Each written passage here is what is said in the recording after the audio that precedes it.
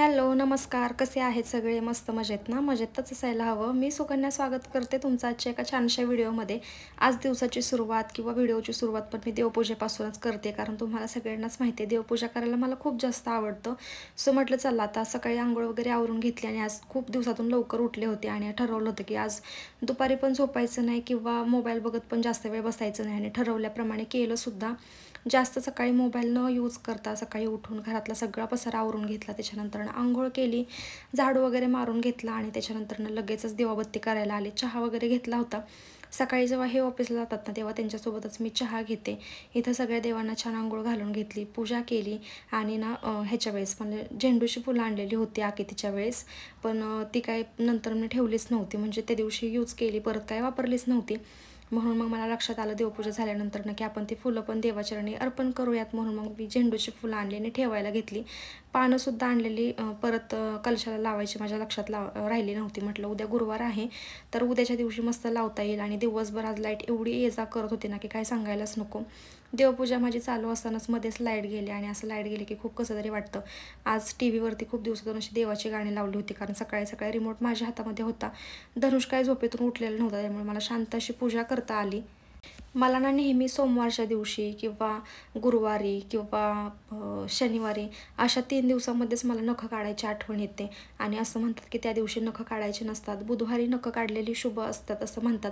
आता मी पण काही एवढी हुशार नाही आहे, तज्ज्ञ नाही आहे किंवा त्या गोष्टींचं मला ज्ञान पण नाही आहे, पण मोबाईल आपल्याला सगळं शिकवतं. सो मी इन्स्टावरती असं स्क्रोल करत असताना बघितलं तर मला ती रील आली होती नखं कधी काढायची. तर मी आपलं ठरवलं की बुधवारच्या दिवशीच आपण नखं काढूयात म्हणून. नॉनव्हेज पण बरेच असं म्हणतात, म्हणजे कोणत्या कोणत्या दिवशी खायचं नसतं, पण शनिवारचं ना अवॉइडच होत नाही आमच्याकडून. म्हणजे नॉनव्हेज खाणं मुद्दाम त्या दिवशी घरामध्ये नॉनव्हेज बनतं म्हणजे बनतंच. किती जरी कंट्रोल केला तरी पण, आणि ते सगळं माझ्या हातामध्ये आहे. पण ठरवलं इथून पुढे शनिवारच्या दिवशी अजिबात नॉनव्हेज बनवायचं नाही. आणि नखं काढायला पण टाईम म्हणजे वार ठेवला आहे की काय नाही, आपण बुधवारच्या दिवशीच नखं काढायची. आंघोळ झाल्यानंतर नखं काढली की मग खूप भारी वाटतं, म्हणजे नखं आपली त्यावेळेस ओली असतात आणि पटकन निघून जातात. नखं काढली आणि त्याच्यानंतर मग जेवणाची तयारी करायला घेतली. आज खूप दिवसातून स्वतःसाठी असं काहीतरी बनवत होते बरं का. म्हणजे ना सकाळचं लवकर उठलं की एनर्जी असते ना, ते खरंच आहे असं म्हणतात. खूप दिवसातून चला म्हटलं आज अंड्याची पोळी बनवूयात आणि बाजरीची भाकरी.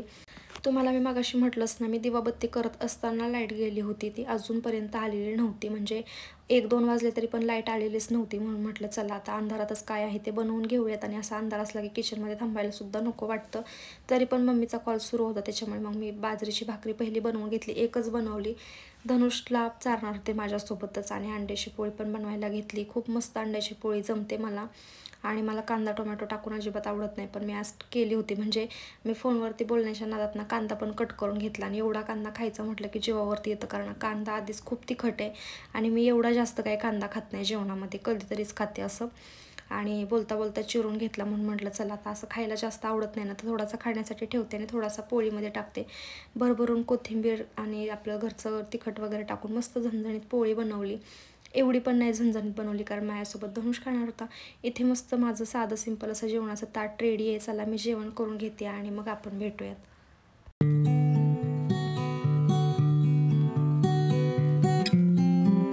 आजकाल वातावरणामध्ये एवढा सारा चेंज होतोय ना, त्यामुळे त्याचा हेल्थवरती आपल्या खूप जास्त परिणाम होते असं मला वाटते.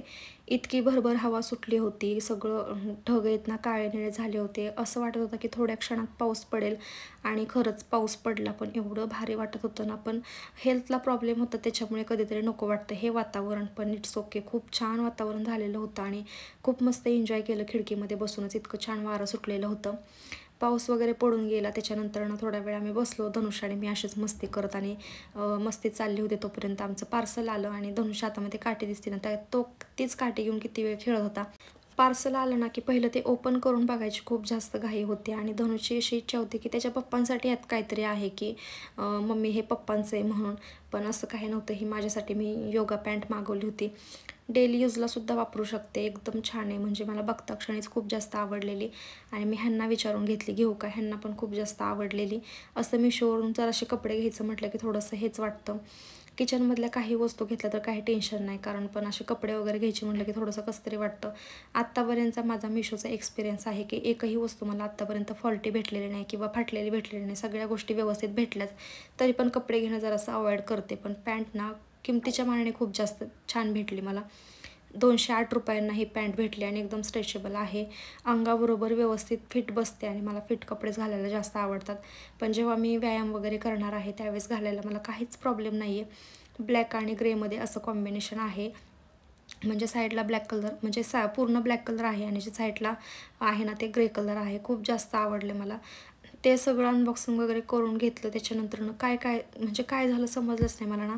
एक 5 ते 10 मिनिटांचा फक्त झोप लागली आणि एवढी गाढ झोप म्हणजे आपण म्हणतो ना साखर झोप, तशी साखर झोप लागली. धनुष तर माझ्या अवतीभोवती खेळतच होता. तो खेळत होता हे समजत होतं मला आणि झोप मला ना 6:30च्या आसपास लागलेली होती. म्हणजे दिवसभर तर मी काय झोपलेच नाही, पण 6:30च्या आसपास झोप लागली आणि ह्यांचा ऑफिसवरून येताना कॉल आला की निघतोय मी म्हणून आणि धनुषने रिसीव केला होता तो आणि मला कानावरती ह्यांचा आवाज आला की मी निघतोय म्हणून. दचकून उठले आणि मोबाईलमध्ये बघितलं तर 6:30 वाजलेले होते. म्हटलं चला आता उठायला हवं, आवरायला पण हवं. कशी काय माहिती अचानक झोप लागून गेली. नाहीतर संध्याकाळच्या वेळेला मला कशी म्हणजे अशी कधी जास्त झोप लागत नाही. उठल्यानंतर पहिल्यांदा फ्रेश व्हायला घेतलं कारण ही रोजचीच सवय आहे. मी जेव्हा फ्रेश व्हायला गेले ना तेव्हा धनुषने लगेचच टी व्ही लावला आणि तो टी व्हीवरती मग त्याचे काय आहे ते कार्टून्स वगैरे बघत बसला. मी माझ्यासाठी चहा वगैरे ठेवून दिला. चहा घेतला. त्याच्यानंतर मग जे काय भांडीकुंडी होती थोडीशी ती आवरली. घरामध्ये झाडू मारून घेतला आणि मग हे आल्याच्यानंतर मग आपलं जे काय ह्यांनी ब्रेड आणले होते आणि धनुषने खूप हट्ट केला होता. तुम्ही लास्ट व्हिडिओमध्ये बघितलंच असेल की सँडविच मेकर घेतलं होतं. त्यावेळेस त्याची अशी इच्छा होती की सँडविच बनवायचं म्हणून, पण ते आम्ही काही बनवलंच नव्हतं. म्हटलं आज बनवूयात. आणि दुपारचं ह्यांचं जेवण पण खूप जास्त हेवी होते. आज त्यांनी मटण खाल्लेलं होतं आणि मला पण अशी जेवणाची काही भूक नव्हती कारण मी दुपारी पोटभर जेवण केलेलं होतं. म्हणून म्हटलं चला आज मस्त सँडविच करूयात.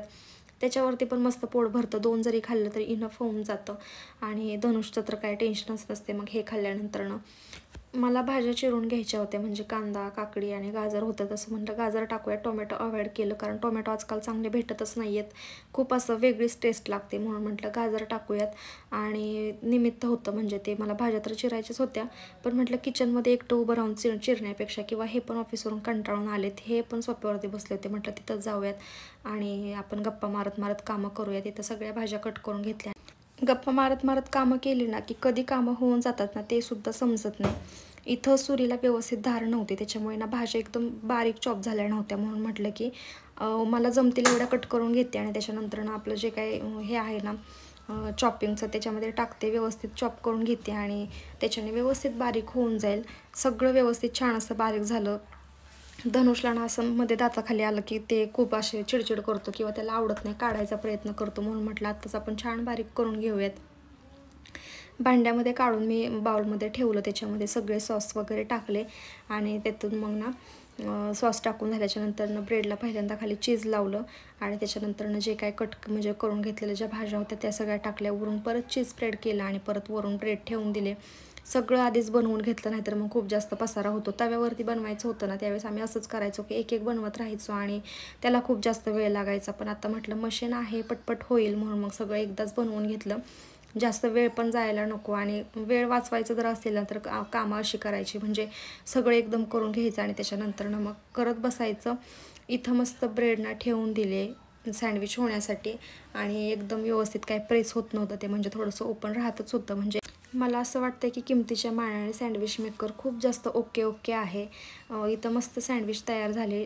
तव्यावरती सुद्धा एवढे छान रोस्ट होणार नाहीत ना तेवढे ब्रेड ह्याच्यामध्ये रोस्ट झाले, एवढे क्रंची झाले होते ना, खूप मस्त वाटत होतं खायला. फक्त ह्यांनी ना त्याच्यामध्ये गडबड केली, सोया सॉस टाकून दिला आणि त्याच्यामुळे सगळी टेस्ट बिघडली. आणि सगळ्या शेवटला तर तुम्हाला सांगते अशी करामत केली की चिकन मसालाच वरती टाकला.